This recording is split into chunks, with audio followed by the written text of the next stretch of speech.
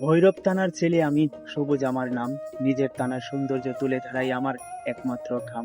Rasulpur two মানিকবিল bridge নিয়ে কিছু কথা বলে যেতে চাই। হাতে যদি সময় থাকে তাহলে কথাগুলো শুনে যাবেন ভাই। ছোটবেলা থেকে শুনে আসতেছি এই ব্রিজটি নির্মাণ হবে ভাই।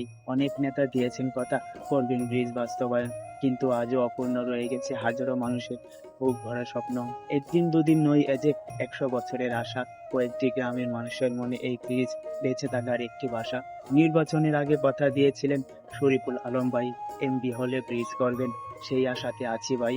মানিকদি টু সাদেকপুর ব্রিজের ঘোষণা দিয়েছিলেন ভাই। তাই আপনার কাছে আজ আমাদের ন্যায্য দাবিটাই জানাই। আপনি আপনার নির্বাচনী প্রতিশ্রুতি রাখুন, এটাই আমাদের চাওয়া। হাজারো মানুষের বুক করা স্বপ্ন পূরণে এগিয়ে আসুন, এটাই আমাদের সবচেয়ে বড় পাওয়া। যাবার আগে আরেকটি কথা বলে যেতে চাই, এই কদমের পক্ষ থেকে শরীফুল আলম ভাইকে সালাম জানাই।